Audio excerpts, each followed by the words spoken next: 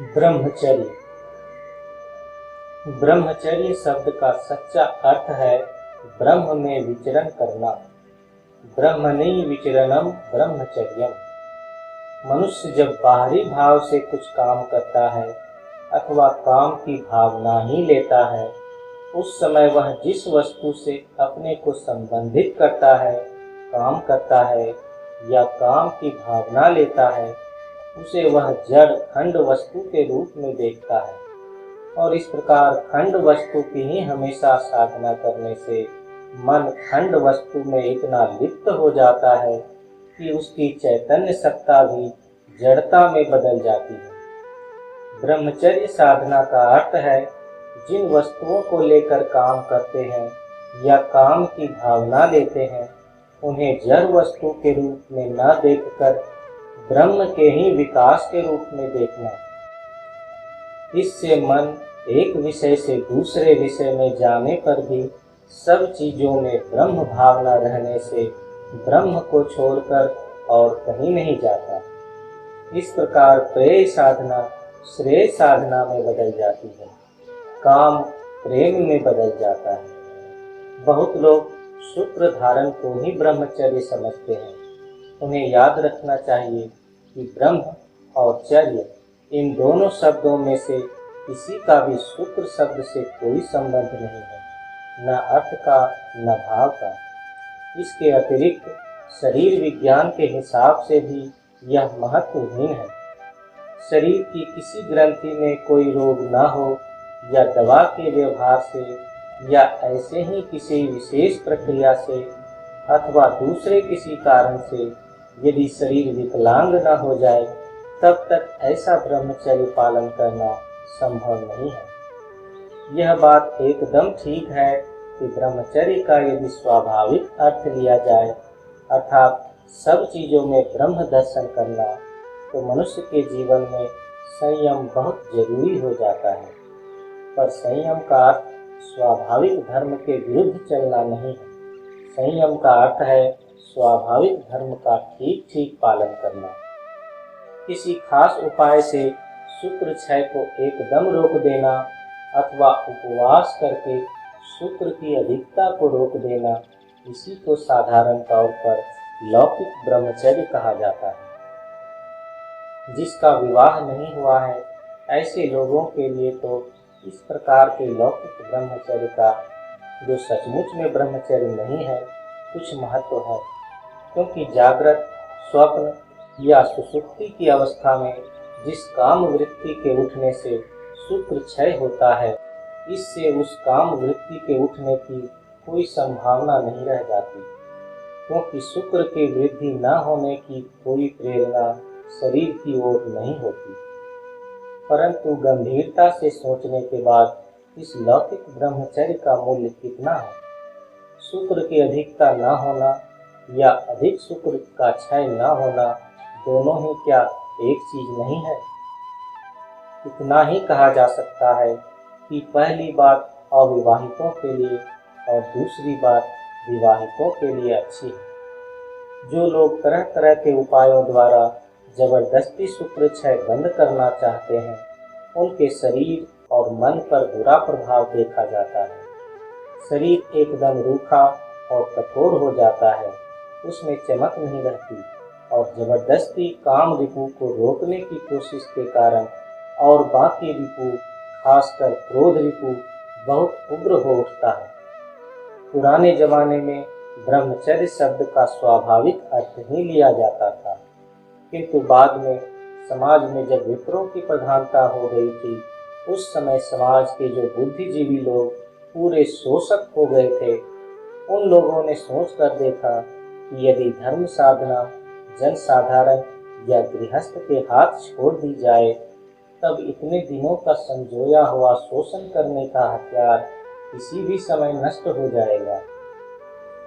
धार्मिक भावनाओं की प्रेरणा मिलने से साधारण जनता में विचारने की शक्ति अधिकाधिक बढ़ेगी। इसलिए साधारण जनता को सदा के लिए पंगु करके अपने कब्जे में रखना होगा। शोषण करने के लिए लोगों के मन में पहले ही डर तथा हीनता का भाव जगा देना होगा। उन लोगों ने देखा कि शोषित जनता प्रायः सब गृहस्थ हैं, उनमें से अधिकांश विवाहित हैं। इसलिए यदि किसी प्रकार शुक्र क्षय धर्म विरोधी है ऐसा प्रचार किया जाए, तब बहुत सहज उपाय से उद्देश्य सिद्ध हो सकता है। इसका फल भी हाथों हाथ मिल गया। गृहस्थ लोग सोचने लगे कि ये शुक्र क्षय कर बहुत अन्याय करते हैं, बहुत बड़ा पाप करते हैं और ब्रह्मचर्य नष्ट करते हैं। सन्यासी शुक्र धारण करते हैं, इसलिए वे श्रेष्ठ हैं। इस अवस्था से लाभ उठाकर तथाकथित सन्यासी आसानी से अपनी शोषण लीला चलाते आ रहे हैं।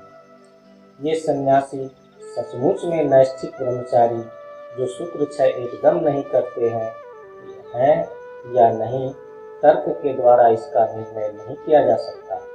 हाँ, डॉक्टरी जांच से इसकी परीक्षा हो सकती है, परंतु यह बात निस्संदेह कही जा सकती है कि इन तथाकथित सन्यासियों में से अधिकांश इस परीक्षा में उत्तीर्ण नहीं हो सकेंगे। स्नान, भोजन, नींद, तंद्रा आदि की तरह विवाह भी एक प्राकृतिक चीज है, अतः इसमें निंदनीय अथवा धर्म विरोधी कोई चीज नहीं है।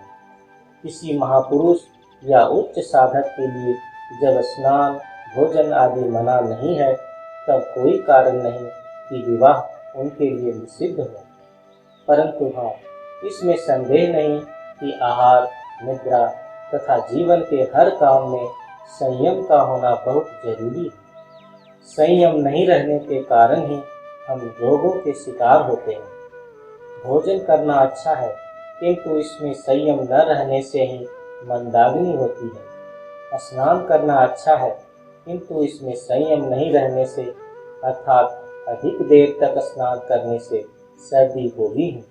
ठीक इसी प्रकार विवाह अच्छा है, किंतु विवाहित जीवन में संयम नहीं रहने से शरीर और मन में तरह तरह की बीमारियां उत्पन्न हो जाती हैं। खाना, सोना आदि स्वाभाविक कार्यों से विवाह कुछ भिन्न है, क्योंकि जीवित रहने के लिए खाना, सोना आदि जितना जरूरी है, विवाह उतना जरूरी नहीं है। अलग अलग मनुष्यों के लिए इसकी जरूरत भी अलग अलग मात्रा में होती है। इसलिए आनंद मार्ग में विवाह के मामले में व्यक्ति विशेष को पूरी तरह से स्वतंत्र छोड़ दिया गया है। उदाहरण के लिए कह सकते हैं कि जो व्यक्ति शारीरिक या मानसिक रोग से पीड़ित हो, या जिस आदमी की आर्थिक अवस्था अच्छी नहीं हो, या जिसकी वर्तमान अवस्था विवाह करने के लिए अनुकूल नहीं हो, अर्थात विवाह करने से अशांति उत्पन्न हो सकती है, ऐसे लोगों के लिए विवाह न करना ही अच्छा है। जिन लोगों को किसी ऊंचे आदर्श को पूरा करने के लिए हमेशा काम में लगा रहना पड़ता है, या जिसको मानसिक या जीवन रक्षा के कार्य में बहुत अधिक समय देना पड़ता है, वैसे लोगों के लिए साधारणतः ठीक तरह से पारिवारिक कर्तव्य पूरा करना संभव नहीं होता है।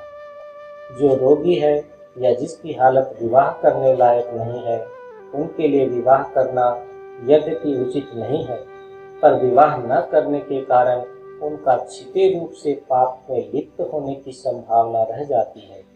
इस संभावना को दूर करने के लिए उनको कोई ऊंचा आदर्श लेकर उसके अनुसार काम करना चाहिए, जिससे परिश्रम करना पड़े और फिर कार्य में अधिक व्यस्त रहे। किसी व्यक्ति को जबरदस्ती दबा देने के कारण मन की अधोगति की जो संभावना रहती है, वह किसी ऊंचे आदर्श को पूरा करने की कोशिश से ही रोकी जा सकती है। पहले ही कह चुका हूँ और फिर कह रहा हूँ कि छोटे बड़े हर एक क्षेत्र में संयम मानकर ही चलना होगा। संयम का अर्थ वृत्ति की हत्या करना नहीं, वृत्ति को नियंत्रित करना है। वृत्ति जीव का धर्म है, इसलिए जो उनकी हत्या करना चाहते हैं, उनके लिए किसी कठिन साधना क्रम को अपनाने से तो अधिक बुद्धिमानी का काम यही होगा वे आत्महत्या का कोई आसान रास्ता अपना लें। जो शैव, शाक्त या वैष्णव हैं अथवा जो पुराणों को मानते हैं, उनके पास इस तथाकथित ब्रह्मचर्य का समर्थन करने के लिए कोई युक्ति है ऐसा नहीं दिख पड़ता। क्योंकि उन लोगों के शिव, विष्णु, कृष्ण आदि सभी देवता सीधी भाषा में जिसको गृहस्थ कहा जाता है वही थे। पुराणों में उनकी स्त्रियों तथा संतानों के नाम लिखे हुए हैं। धर्म सत्य पर टिका हुआ है। धर्मः न सह यत्र न सत्यमस्ति। जहाँ सत्य नहीं वहाँ धर्म नहीं। ब्रह्मचर्य की इस उद्भट व्याख्या में और चाहे कुछ भी हो परंतु सत्य नहीं है, इसलिए उसमें ब्रह्म भी नहीं है।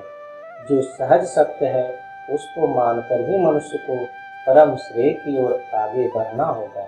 यही साधना का मार्ग है, वही धर्म का पथ है।